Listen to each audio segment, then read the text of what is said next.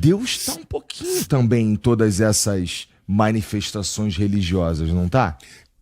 Veja, a sua pergunta é um pouco capciosa. É um pouco, é. Eu tenho que responder de maneira assim, bem tranquila para não falar bobagem. Eu, por mim, eu tenho tempo. Vai você. O que eu quis dizer é que o que está por trás da adoração, não importa qual ela seja, é uma centelha divina, é uma revelação de que a vida não é finita, tem algo transcendente. Então eu sei que tem alguma coisa, eu não sei aonde, eu não vou sei aqui. aonde. Mas talvez eu esteja errado. Todas essas religiões não podem salvar ninguém. Tá. Porque a salvação, segundo a Bíblia, é só através de Cristo. Por quê? Porque, basicamente, o que a Bíblia diz é o seguinte: você pecou, você está separado de Deus, porque Deus é santo, ele não pode conviver com o pecado. Agora, todos nós somos pecadores. A Bíblia diz: todos pecaram e destituídos estão da glória de Deus. Bom, então está todo mundo perdido, como é que Deus faz? Ele envia o seu Filho Jesus, ou seja, o céu toca a terra, o eterno se torna mortal, o Todo-Poderoso se esvazia para quê? Para olhar para a gente na nossa altura. E Deus faz isso porque a gente... Para nos salvar. Sim, mas espera, ó. Deus é Deus, né? Deus, ele poderia só falar, tá salvo. Claro. Poderia. Com certeza. Mas ele faz uma coisa que é muito, eu que sou pai, muito dolorida. Toma aqui meu filho para cumprir uma regra que eu mesmo estabeleci, de certa forma, não foi? Com certeza. Né?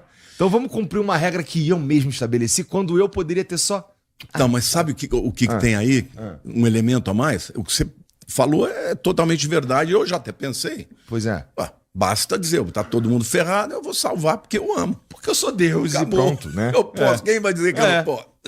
Então, mas a Bíblia diz que todas essas coisas aconteceram para glorificar a Cristo. Por ele se tornar o grande herói da humanidade, aquele que voluntariamente, porque o caminho que ele fez foi um caminho do esvaziamento. Ele era adorado no céu, era o rei da glória. E ele se tornou homem. E como homem, ele se tornou servo. E como servo, ele se tornou, morreu na cruz, que é a morte da maldição. Ou seja, ele saiu do ápice e morreu do da pior glória jeito. E morreu do pior jeito, que é a maldição. Agora, ele fazendo isso, ele viveu na vida inteira sem nunca ter cometido pecado e ele pode se tornar, então, o sacrifício perfeito, que é, na verdade, uma troca. O justo pelos injustos. O justo pelos pecadores. Ele morreu para que nós pudéssemos viver. Ele se tornou filho do homem para que nós nos tornássemos filhos de Deus. Ou seja, ele troca de lugar com a gente. E como que eu tenho acesso a todos esses benefícios? Crendo naquilo que ele fez. Então, por isso que a Bíblia diz, pela graça sois salvos, mediante a fé. Isso não vem de vós, é dom de Deus, não por obras, para que ninguém se glorie. Ou seja, nenhum homem iria atingir o padrão de perfeição para estar na presença de Deus. Cristo atingiu. A partir daí, então, aqueles que creem nele recebem o benefício e o perdão dos pecados e se tornam filhos de Deus espiritualmente falando. Agora, voltando na sua pergunta original, o que eu penso é o seguinte: Deus conhece o coração de todos os homens. E aqueles que são de verdade sinceros, ele pode se revelar, até na hora da morte.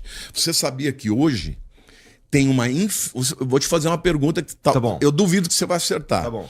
Você sabe um lugar do mundo que está tendo o maior avivamento? Avivamento? Cristão. Olha, eu vou chutar um lugar bastante improvável. Eu vou chutar Japão. Não. Tá. É algum lugar na África? É o Irã. É o Irã? Não, aí tu inventou lá, Martinho. Então eu tô te falando, pesquisa pra você ver. Caraca, isso é muito contraintuitivo. Sim, por isso que eu tô dizendo, você nunca vai acertar. Mas no Irã tem milhares e milhares de muçulmanos que estão se tornando cristãos. Dentro de perseguição, muitos são açoitados, outros até morrem. Por quê? Porque Jesus visita as pessoas em sonho. e aparece para ela e está dizendo, olha, você é um muçulmano sincero, eu quero te dizer, eu sou o Salvador. E eles se convertem. E aí um conta para o outro. E aí está havendo um grande avivamento. Num lugar que não chega o evangelho, onde não tem igreja evangélica, não tem igreja católica, não pode ter, né? E, no entanto, as pessoas estão se convertendo. Quem que se interpôs à realidade deles? O próprio Deus. Então, eu creio que quando Deus conhece o coração de alguém, ele pode se revelar. Ele não fez assim com Abraão? Abraão era um pagão. Abraão morava em Ur, dos caldeus, na Babilônia. O pai dele, Terá, tinha uma fábrica de ídolos pagãos, e Deus apareceu para ele. Deus pode fazer isso. Agora, o nosso dever é falar de Cristo. Embora você esteja aqui abrindo, né, esse palco para que a gente converse e fale sobre as coisas de Deus, você não sabe, mas muitas pessoas vão ser tocadas por isso. Olha, eu sei sim, eu acredito nisso, na verdade. Eu acho que eu posso.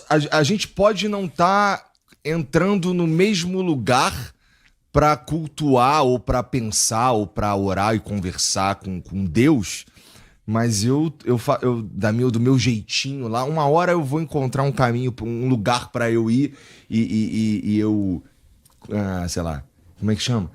Vou estar junto com outras pessoas, provavelmente, para trocar ideia. E aí, cara, eu não sei onde, mas que eu tô olhando pro mundo espiritual de um jeito mais cuidadoso, eu tô. Porque eu converso com tanta gente inteligente, cristão, não cristão, sei lá, da Umbanda, do Candomblé e de várias religiões diferentes, e tem às vezes tem algumas coisas que fica difícil acreditar que é só aleatório. E eu converso com ateu pra cacete também. E é interessante, porque eles vão falando as coisas e elas vão fazendo Pondé, mais né? sentido. O Pondé se diz ateu, mas ele diz que é um ateu não praticante. E é um dos caras que mais defende a Bíblia. Talvez eu seja um ateu não praticante também. Mas, mentira, eu não sou ateu não. Peraí, desculpa, eu não sou ateu não. Eu digo que ele, quando ele fala não praticante, é que a convicção dele do ateísmo já está bem enfraquecida, né? É que eu também não sei, eu tenho todas as minhas certezas nesse sentido, elas são meio frágeis. Por isso que eu não falo que eu sou cristão ou que eu sou de qualquer religião, porque elas são meio frágeis. Eu acredito que há alguma coisa, mas como eu não faço a menor ideia do que, e eu não tive o despertar que você teve no carro e tudo mais, entendeu? Eu ainda não tive. Então pode ser que eu tenha. Pode ser que, sei lá. Então eu tô nessa. Eu também sou não praticante. Você é um agnóstico. Eu sou com certeza um agnóstico. Diz, eu não sei se tem um Deus. Eu acho que tem, mas eu não sei. Então, não dá para conhecer. É isso que o agnóstico diz. A é um prefixo grego de negação e gnosis é conhecimento. Então, o agnóstico ele não é o ateu que diz que Deus não existe. Ele só diz, olha, se tem um Deus, eu não sei. Mas não estou fechado para isso. Agora, você pode ter certeza de uma coisa. Jesus disse, não fostes vós que me buscaram, eu vos busquei. Deus já está te cercando. Igor, eu sinto diferença de quando eu vim aqui da outra vez. Quando eu vim aqui... Isso é bom? Quando eu vim aqui, você não fazia a menor ideia do que me perguntar. Foi engraçadíssimo. É mesmo, Eu que conduzi toda a coisa, você não sabia nem o que perguntar. Hoje não, hoje você já recebeu tanta gente aqui, tá pensando sobre essas coisas. Tô pensando. Eu acredito que vai ter um momento, né? Você vai abrir o coração para Deus, porque é isso que precisa. É dizer, Deus, tem alguma coisa que está vazia que eu gostaria que fosse preenchido. E esse vazio é um vazio que só Deus pode preencher. E eu digo mais, é só Cristo, porque Cristo, ele é aquela interface. Lembra que eu te falei do fator Melquisedeque? Lembro. E do fator de você chegar e conseguir falar a língua. Cristo, ele entendeu. A Bíblia diz que nós não temos um sumo sacerdote que não possa se compadecer, porque ele, em tudo que nós somos tentados, ele foi tentado também. Então ele sabe o que você sente. Não da perspectiva de Deus, mas da perspectiva agora de um homem. Porque às vezes ele viveu isso. Você sabe tudo, mas você não consegue enxergar pela perspectiva do outro. Então ele viveu. Eu sei o que é azul, mas eu nunca vi o céu. É difícil saber, né, o que é azul, então. Não é? Você tem que ter visto. E Jesus andou, ele sofreu, ele comeu nossa comida, ele sofreu todas as perseguições, as rejeições, as tentações. Então ele, hoje, ele se manifesta na vida daquele que o invoca e de uma forma linda. Porque de uma hora para outra, porque você não vai discernir isso intelectualmente. Embora você possa compreender com a razão, a chave só vira quando ele se revela para você. Eu entendo isso, cara, e eu fico esperando essa hora, porque assim, tentar entender é até meio fútil, me parece agora. Porque assim, não... É porque é muito grande, sabe? Todas as possibilidades, elas são enormes. Se a gente for parar a pensar, até o cara que tá pensando em um Deus criador de tudo e com uma perspectiva não cristã, ele tem necessariamente dificuldade de entender ou de atribuir características a Deus, né? Porque, com veja, certeza. como é que eu vou atribuir características a fonte de tudo, né? Meio que isso foge à minha capacidade da minha cognição.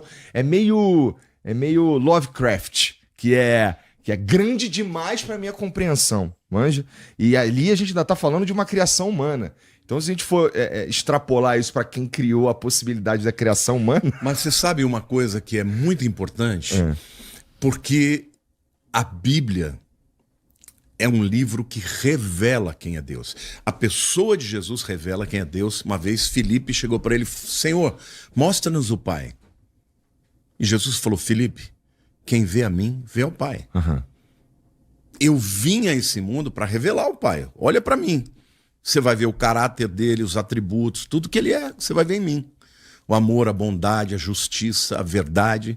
Então, mas além de Cristo, a Bíblia, ela mostra quem é Deus. E o interessante da Bíblia é que ela foi escrita num time-lapse, num período de mais de 1.500 anos.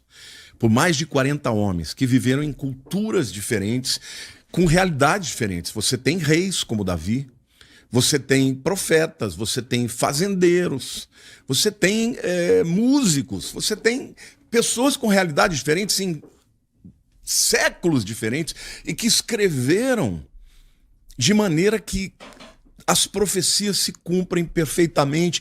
Então você começa, quando você se dedica a estudar a Bíblia, a averiguar, né? Eu tenho exemplo, por exemplo, do C.S. Lewis. C.S. Lewis é considerado o maior escritor cristão do século XX. Ele era um professor, né, de filosofia em Oxford, e ele começou a estudar a Bíblia, porque tinha muitos cristãos que perguntavam para ele achava que era uma mentira. Estava sendo influenciado também pelo Tolkien, que é o que escreveu O Senhor dos Anéis. Ele falou: pô, tem muita gente boa do meu lado aqui que crê nisso aí, eu vou ler. E ele se converteu. Tu gosta de Senhor dos Anéis, Lamartine? Adoro. Mas isso não é coisa do diabo? Tem um Balrog... Ó, cadê? Não, pelo contrário. O Senhor dos Anéis é uma metáfora da luta espiritual entre o bem e o mal. O que é o anel, tão querido, o poder? É o que o Lúcifer te oferece. Então, naquele tempo, tanto o Tolkien quanto o C.S. Lewis, que escreveu as Crônicas de Nárnia, eles usavam de histórias, né, mitológicas, de seres, tal, para explicar o que tem no cristianismo, na verdade do cristianismo. No caso de C.S. Lewis, as Crônicas de Nárnia, quem é o leão? É Jesus, o Aslan. É Jesus, né? o Aslan, que morre para salvar o Pedro, que representa quem? O ser humano, pecador, que não tem jeito. E a rainha, né, do gelo, ela representa quem? A condenação, Satanás, que vem para condenar. Então, assim, o Tolkien, quando ele escreveu para revelar a Jesus, a vitória do bem contra o mal. E, ao mesmo tempo, falar do grande perigo que o poder, a ganância, oferece na vida de um ser humano.